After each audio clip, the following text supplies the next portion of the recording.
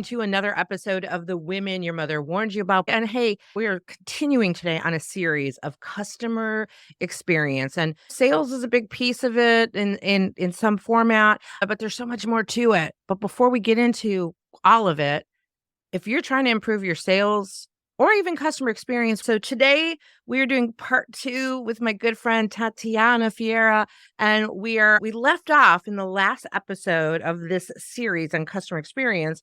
We left off talking about the myth of conversations and communication. And today we want to talk about storytelling, but we wrapped up the last episode talking about why companies are not doing customer experience the way they should be doing it. And so this show is going to be jam-packed. Tatiana, welcome back to the show. So nice to be back. Thank you so much, Gina, and talk about one of my favorite things in the whole world. You and me both. That's why I love having you here. And our viewers, our listeners are going to continue to see more of Tatiana. So we left off, Tati, at the why aren't companies doing this, right? Why are they putting this off? We all know why we should be doing it, but why aren't more companies doing it? So let's talk about that first before we start getting into the storytelling myth, if we even make it there. I can't even promise we'll get there. Let's just be clear on that. They're both very, very meaty, juicy topics. Yes. No, but it's funny because when we started talking about this last time, it is the number one question I get. So why isn't everyone doing it? Everyone knows what to do, right? There's not much of what we talk about that is groundbreaking. You never heard of maybe a technique here and there, maybe a way in which you are implementing, but overall, everyone knows what good customer service looks like. So why isn't everyone doing that? There are a couple of key reasons in my experience that I've got to experience both as an executive and as a consultant. And the first one I will say is investment. You do need a leader. You need a visionary leader who understands the impact, who understands what customer experience will do for their entire organization to make the right investments, whether it is creating the departments and bringing in the people, the external expertise, the help that they need to add, dedicating adequate resources year after year to not only the creation and the launch but also the maintenance and the evolution and the follow-up. Because a lot of times you have that, this year we got $10 million or $100 million, whatever, however big your company is for customer experience. And next year, you already spend the money. Next year, we're doing something else. And it's just not financial investment, to be clear. This is no. Right, because you said resources. So I just want everyone to be clear on that. No, it's resources. So when we're talking training. It's a huge one. You're talking the capacitation of your employees. You're talking investing even in the hiring of the right people. Investing in sourcing the correct profiles to drive both at a leadership level, the right levels of leadership. What does that organization look like? How do you maintain? How many people do you need to maintain? And one of the things and we touched a little bit on that last time that we spoke, but if you don't have, for example, at a very basic level, a detailed study on what is it that you need in order to provide what you consider a great customer. First, you define what a great customer experience looks like in your environment. In order to provide that, what's the staffing that you need? How many people do you need on your floor if we're talking about a retailer, in order for them to be able to spend that additional time with the customer? So this all requires time and resources. And the resource of time itself, which is another piece, again, is not just bringing. I think that the best combo is that the external expertise on customer experience, along with your experts in your company, people who understand how that works with your operations, so that can merge and create the right. And not just about the retail piece of it too, right? So when we think about that B2C piece of it, just for everybody listening, this also applies to B2B, because you have to have the customer experience. Let's just say you're in a SaaS space, right? And you're selling software to another business. That I work with a lot of those. And if the customer experience is not there, either A, we're not going to get the business, or B, they're not going to continue and expand with us. So there's both pieces of that, correct? And absolutely. And I'll give you a super easy example that everyone would understand, right? Something on a B2B, let's say you're selling software. and you've determined that your customer experience is that you are going to have a certain level of learning, a certain amount of things you will learn about your customers, so you're able to make the right recommendations. If I can get back to you, if I don't have enough people to do that, and if I can get back to you within the next couple of days, and if in order to fulfill that customer experience promise, I'm going to need 1 to 2 weeks, Yeah. who knows how long, that right there is the problem, right? That right there Right. is Right. one of the big problems. You're not able, so you have you have a plan, but you don't have which is why I am the banner of my career is that in order to provide excellent customer experience, you need operational excellence. You need to have the baseline foundational work done. I would say the second thing that's also really important is being able to connect. Customer experience doesn't live, and that's another mistake that I see happening in so many places, does not live in a silo.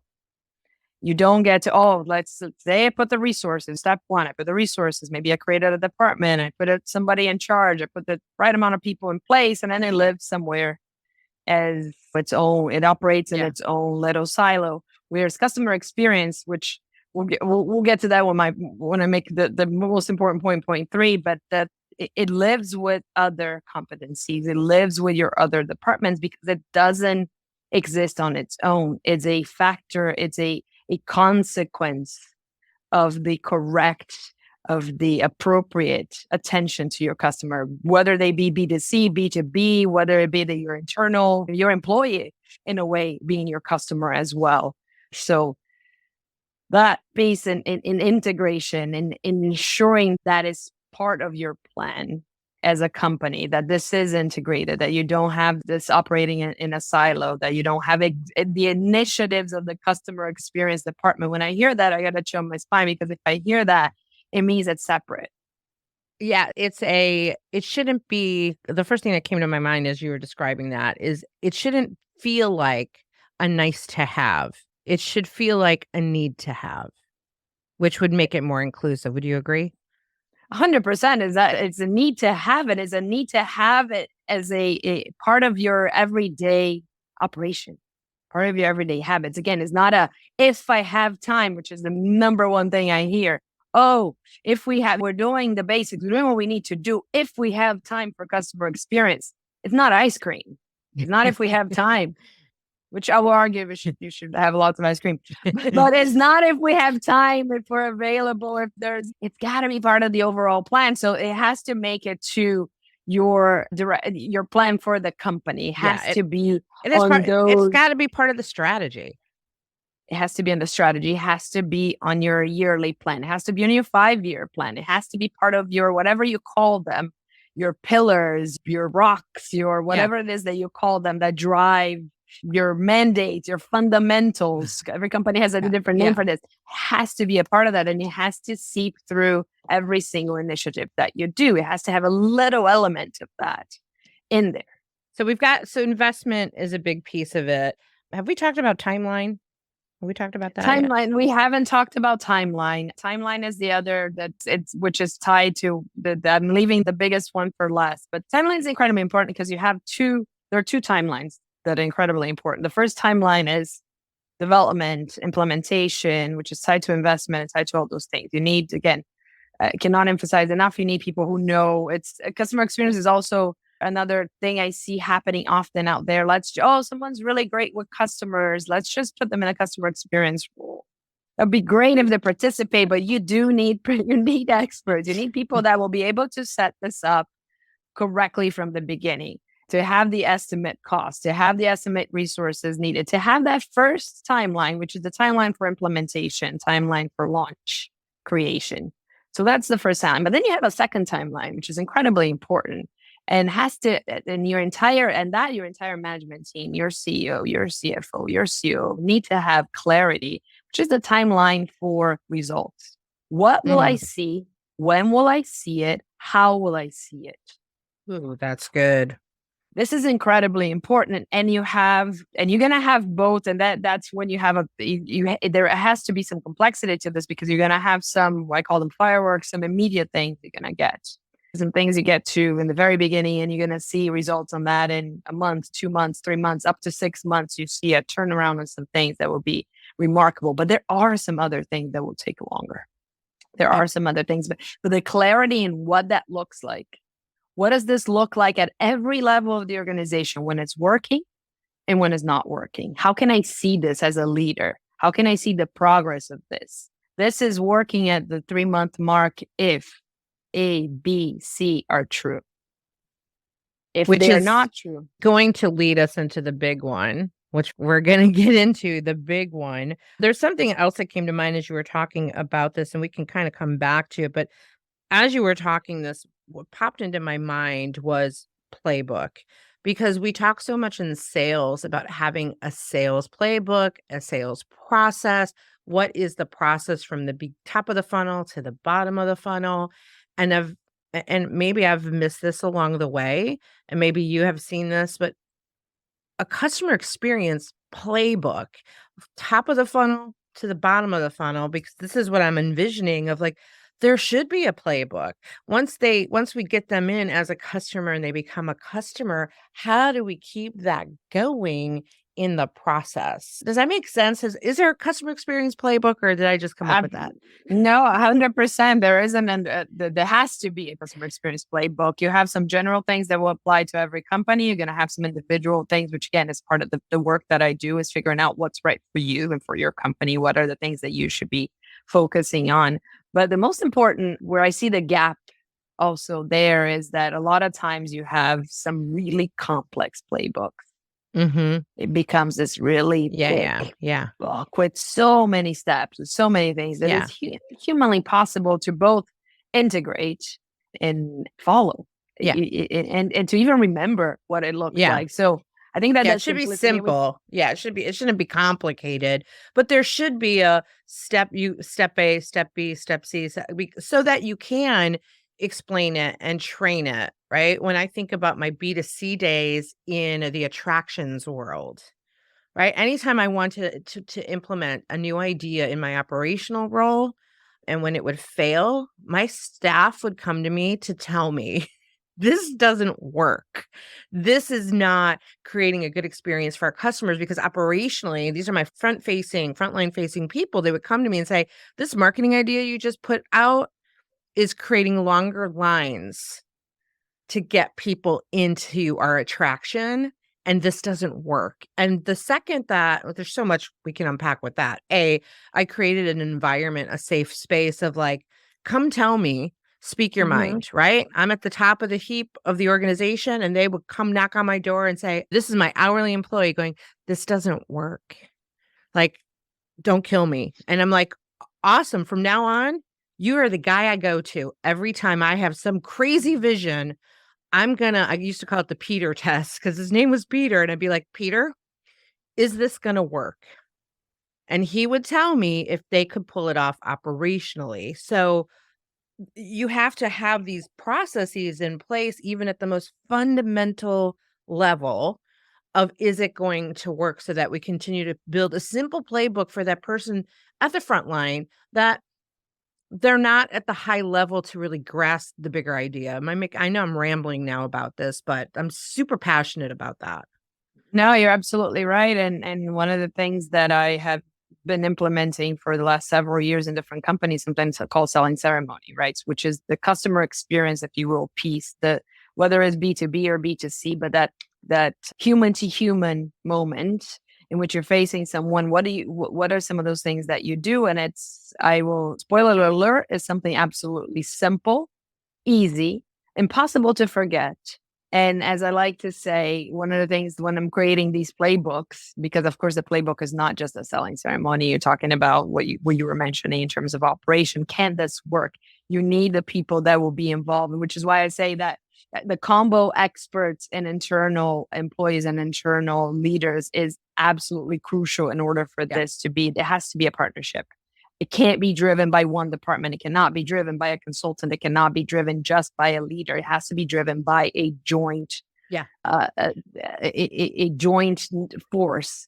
And when you are looking at doing these things and being in front of the customers and being able to do that, it has the simplicity of it is paramount. Yes. You have to be able to have to be able to remember. It can't come. And we are talking about this earlier. I think maybe it was 2 sessions ago of the welcome, right? People checking the Yeah. box Yeah. and yelling, Welcome. Can I help welcome to you? Women Your Mother Warning about. Let me know if I can help you with anything. The answer is no. Yeah. but, but this playbook is absolutely crucial. And when I'm thinking about this playbook and when I'm working through this, I don't just think about, oh, what would it be easy for you to do? Or what would it be simple for you to Yeah. do? It's Yeah. the opposite. I think about, what would it be hard for you not to do? Ooh, I like that. Because that's think about our lives and our own routines and the things we do. How do you create an environment in which it's hard not to do the right thing? Yes. Again, operationally, we can go on and on. We can keep going into details. I will say about details, it is important to be super detailed about it. When we're talking about what this playbook looks like, when we say, oh, customers should be engaged, or an employee or an associate should be engaging with customers, I would challenge you to say in a very simple way, how can I observe that? What does that look like? Oh, they're holding eye contact. They're smiling. They are friendly. They having a conversation that lasts more than 10 seconds. Okay, engagement. So that spelling out what Yeah. each of these concepts are is absolutely crucial in order for you to be also to continue to follow up, and for the leaders to feel confident in coaching, the big C word, coaching, and being out there and being, because I can't coach someone. I can't go, hey, Gina, you're not engaging with people. I need you to engage with people. What are you going to say to me? Oh, Sure. Yeah. yeah. Yeah. It sounds. I'm a little more rebellious. I might say, yeah, okay, which is what a lot of employees will do. Or I might say, and maybe this is my coaching background, could you be a little more specific by what you mean by engagement? And That's that might, definitely your background. you're right. You're right. This is definitely my background. But internally, that is what goes on in a human's brain. They're just not going to say it because they don't know how to articulate it and they're afraid to sound stupid. So they're not going to ask you, what do you mean by that, Tati? They're just going to be like, okay, got it. Engagement. Okay. Yep. We'll make it happen. And that's you continue on that saying, look, I'll disclose company. I work with a team where we were having issues with action plans. They needed to build action plans for developing customer relationships.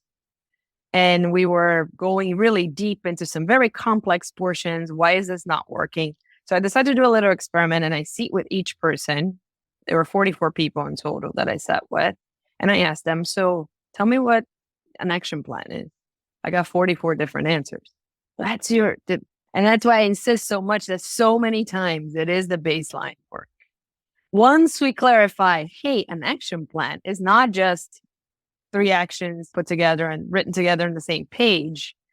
It's A that leads to B that leads to C. And by the way, you actually start with the objective. You don't start with the action itself if you're doing an action plan. And simple as that. To your point, which reminded me of something that's incredibly important, is it's a very delicate, because these concepts are known and everybody knows what it is. It's very important that it feels like a partnership. It doesn't feel like patronizing. It doesn't feel like I'm telling you don't know how to do the basics. You don't know how to relate to people. You don't know. Maybe you don't. But that's not the point. The point is that we need to do this together. It's not for me to shame you. It's not for me to come to a place where you feel like this is some of the programs that I've launched in the past. I was told this is going to offend the teams because this is so basic. Everyone knows this. You have to have the finesse in which and the openness and the honesty, the open heart to come in the right way to work together with these teams so you can improve the way in which you do a very basic thing. And that's why you have to, as a leader, have a really high emotional intelligence to be able to read the audience, because the reality, you could have maybe a middle leader say, oh, this is going to offend them. Is it? Because not everybody does know. And some people do need the basics, or they do know and they need to revisit the basics. I deal with this all the time. We know what we're supposed to be doing, but if we're out of practice, we don't do it. And then we get a refresher on it. So we also can't make that assumption that people don't get it, but we have to communicate, hey, we're going to do these things. You may or may not know how to do these things, but we want to get everybody on the same page and we want to level everybody on the same page. And going back a little bit back to what I call like the Peter effect or the Peter principle. I know that already exists, but this guy's name was Peter. I always went to him in the mindset that he was smarter than me. He wasn't, but he was smarter than me in interfacing with the customers because I wasn't interfacing with the customers every single day face to face, and he was. And while I've got a global vision of how I want things to happen, if I don't get the buy-in from the team, that to me is always a really good indicator of a good leader. And all the selling that I do, every time a leader has said to me, I need to go back to the team for their buy-in, that to me speaks volumes because you can't execute anything if you can't sell the idea internally. And I know we kind of gone round and round on this, but this piece I think is so important. If you don't create the internal customer experience, we talked about this before, the external is just not going to work. No, it's 100% true. And that's why I insist again, the resource, it has to include teams need to be involved. It cannot come because and when you say smarter, each position is smarter in their own good about what they do and what they do best. If Yeah. you want to know something about what's happening on your beauty floor, you have to go speak with that beauty associate or multiple beauty associates and the beauty manager. And again, you also have to establish, to your point, the buy-in comes, the huge component of getting buy-in is trust. And the belief that my best interest is at heart in what you're doing as well. So that partnership is like, hey, I know I've been doing this for a little while this way or forever this way, but we're looking to do this better and we're looking to do this more consistently because let's be honest, it's not happening every single time a customer walks in, right? Yeah. This is some ideas I have. Help me figure this out. If you have any other ideas, help me figure this out in terms of how does this work in real life? Is this feasible? And then challenging, right? Because many times it's human nature not to want things to change and want to do things the way we've done them and want to continue to be the expert because every time you shake that tree, you put someone in an interesting position, all of our trees, right? You put someone in an interesting position where they had an expertise and they did something the same way for a very long time. And they're now in they're at the starting line again. It's a delicate, also that you have to have that sensibility in the sense in the emotional intelligence as a leader to guide them through. Yeah. And I think explaining the bigger picture, right? If I understand the bigger picture and I can be part of the vision and the mission, we talked about this before too. I think Tony Hsieh, rest in peace, and his how he ran Zappos.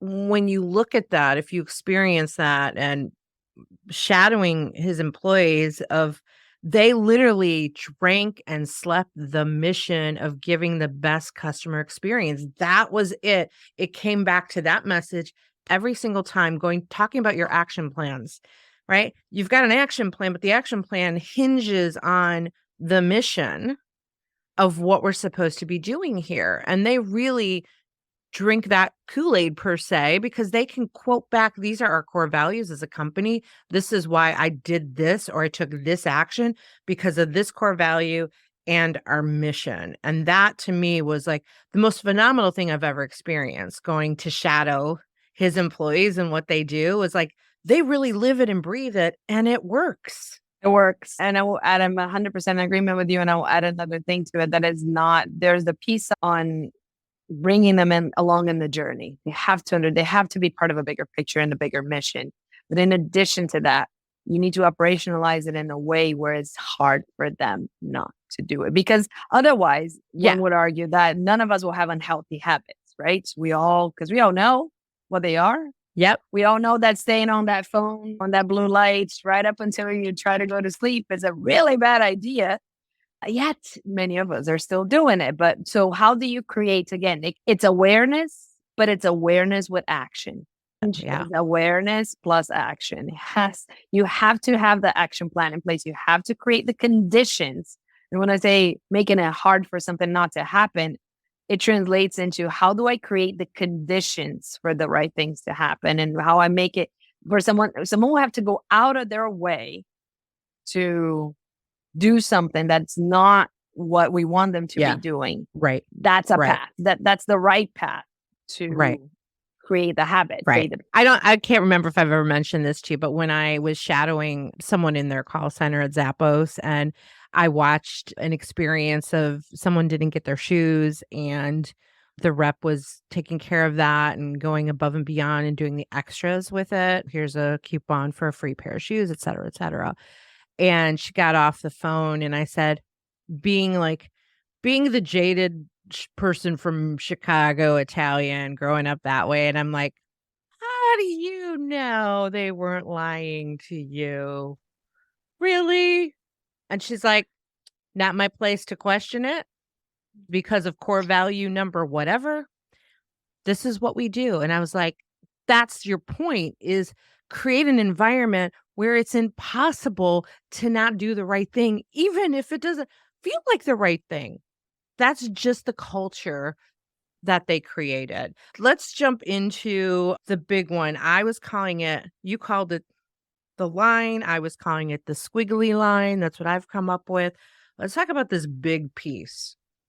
the biggest piece and the biggest reason why companies are not doing this or are not doing this consistently is because it's very hard to draw a straight line between the investment and the actions and customer experience and sales and the direct rewards that you're looking for. So because I gave you, you're laughing that I gave you this example when we were talking last time, that it's the same as eating well and sleeping well and having healthy habits. I can't say I got my promotion because of that. I can't Yeah. say that my relationship has improved because of that directly.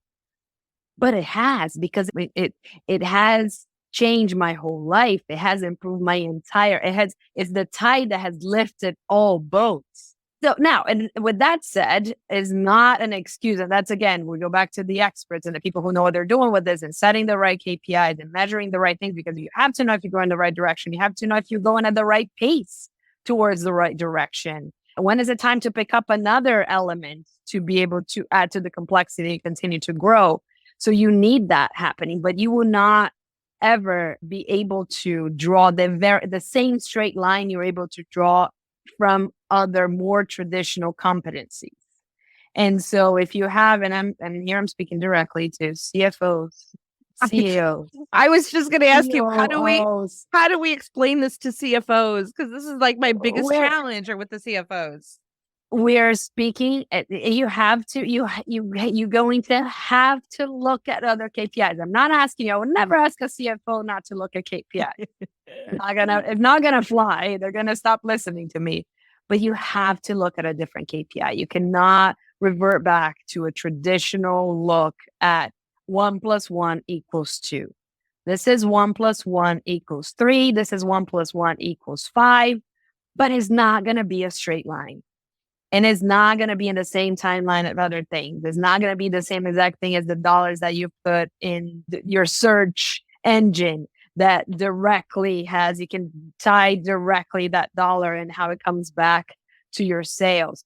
Those dollars, yes, they're a way to show what that improvement is, but it truly is the tide that lifts your company's boat. Yeah. So again, let's create this scenario. I work for let's just say I work for a company that needs the customer. I'm not talking about sales gravy. I'm just making a hypothetical. If I were a company really, I want to push this initiative for customer experience, and I have to get buy-in from the C-suite on this. Maybe I'm already in the C-suite, but there's a lot of other people that I need to get them to buy in. How do I present this, that we need to do this, and how we're going to be able to see the return? What would your suggestions be on that?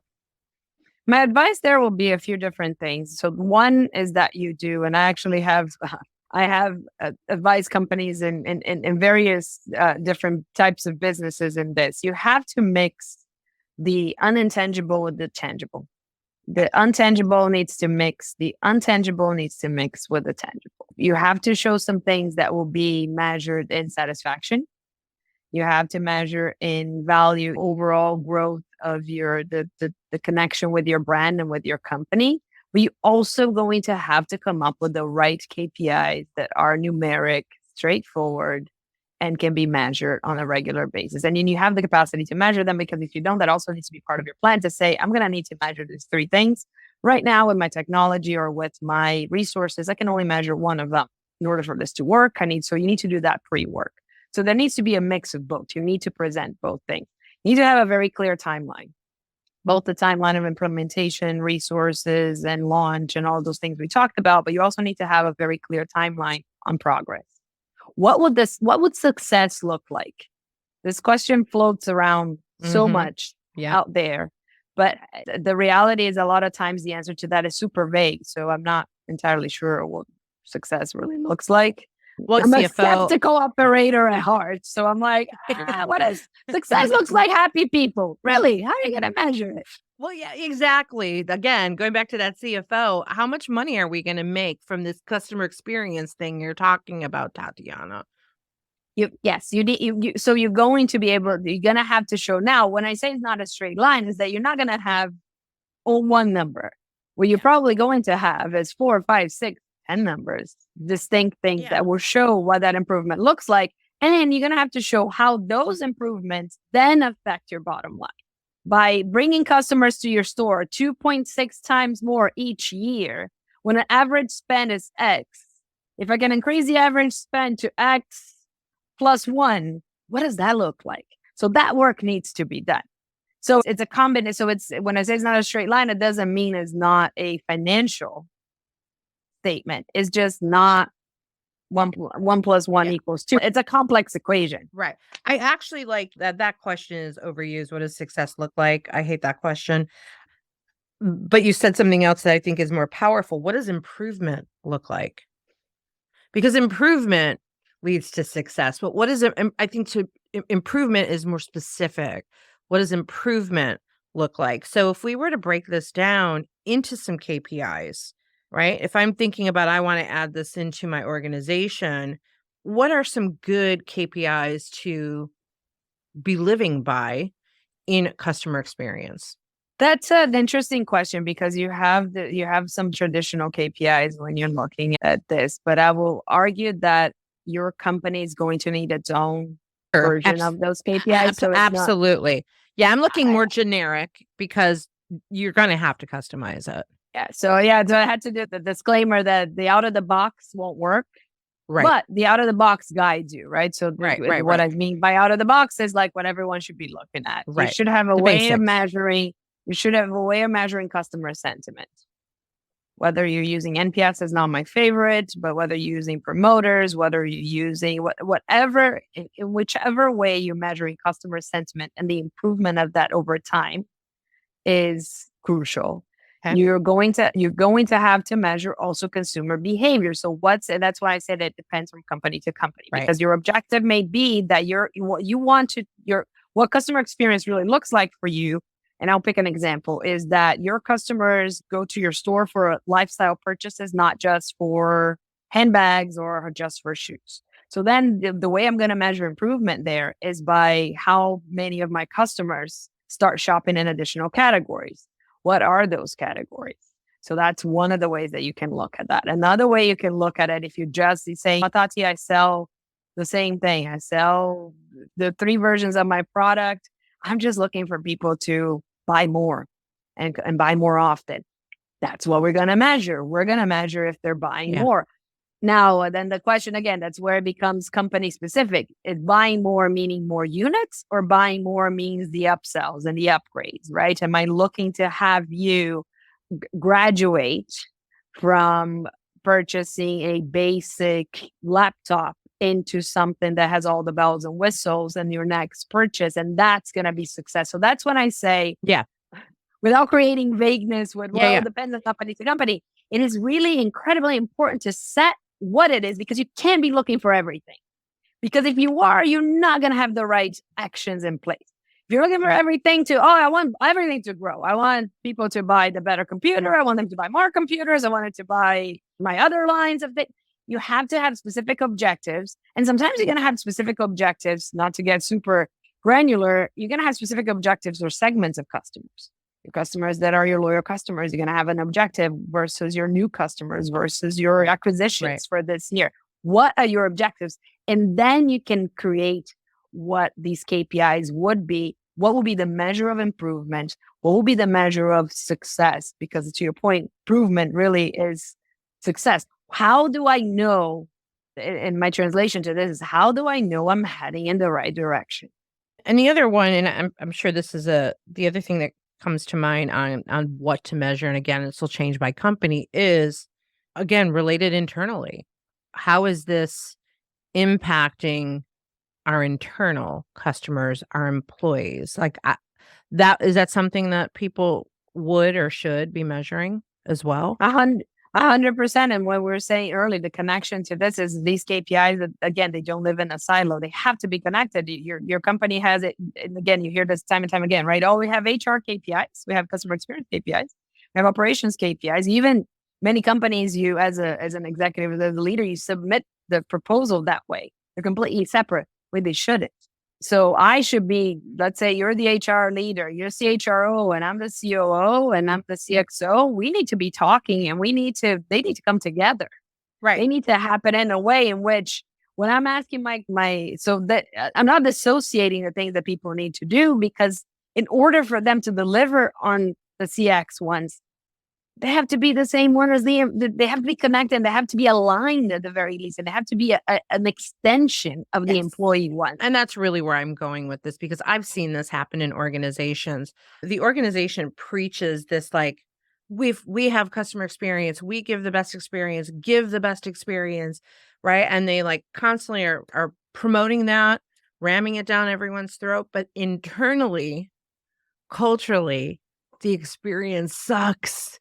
And, and so there's got to be something there that actually shows up for the customers. If internally they're not getting a good experience, there's a chance they're not going to give a good experience because A, there's no joy, and B, it's hard to deliver something because no one's modeling it. So it has to be modeled. I've worked in a training capacity with some clients where we expect the employees to go through training, but then the leaders don't go through the training. And there's a disconnect, and they wonder why the employees are not doing the training or applying the training. My boss isn't doing it. Why should I? So basic. It's so basic. What do you do if not? If you're at a very basic level at an organization, I'm going to try to align what I'm doing, what my boss wants me to do. Right. At a very basic level. If I'm trying to do well. But I wanted to go back a little bit on something that you said about the employee experience. And you're absolutely, we're talking, our customers never wait more than X minutes on the phone. And for our customers, we do everything, we accommodate everything. And as an employee, I didn't get a hold of anybody for 3 days. You accommodate nothing. Exactly. I may or may not have health insurance that's valid right now. Who knows? And you kind of trigger. And I hear the horror stories out there of people with personal issues and sick family members, or going into like an example that touches everyone, and having zero empathy and having zero agility and the ability to support through the team and teamwork and all of those things. And I am oversimplifying a little bit, but at the same time, if you do not feel that, you will not provide that. Right. That is a basic. It's a basic rule. And I think for anyone, as we get ready to wrap this up, I knew we wouldn't get to storytelling. This is too meaty, but we will in the next one. For anybody who doesn't have a customer experience playbook or plan, and you're starting one, I think, and Tati's the expert on this, not me, but I think if you start rolling your plan out internally, it's a great way to start the idea and the foundation before you do this external plan. What are your thoughts on that, Tati? No, I think that absolutely. I think you have that opportunity to do it both. There's a couple of things. There's the internal, in which you have the participation and the creation, not just the implementation. And because the co-creation is a key to success there. And we haven't talked about this. We have so many topics we can dive into, but the ability to do pilots, the ability to try things at a smaller scale is underrated. And those have to be, again, very precise, objectives very clear, resources and timelines very clear, but the ability to test things out, to iterate and to say, oh, will this work, will this not work? Let's say you had 100 stores, maybe you're going to try this out in 3 of your key stores that have very Yeah. different setups, Yeah. whether it's with the employees only or employees and customers at some point. Obviously, but it goes without saying that it has to be things that will not create long-term harm if they don't work, and the ability to have to quickly pivot if you need to. But I think internally is absolutely the number one. And I would say the very first step, if we're talking to people here that are saying, how do I do this? How do I get started? Is an honest look at your current state. What is actually happening? And if you have enough resources, then you're going to get that straight up answer, like your Peter that can come and can tell you. And I've been lucky enough to have that same situation in many companies. If you have that, you're going to use that. But I'd say don't use just one source, use anonymous surveys, use the meetings where people have the ability without repercussion to really speak up, to listen. Do not become defensive. Do not say, well, but we invested in this. Oh, but you guys said that. Listen, pay attention.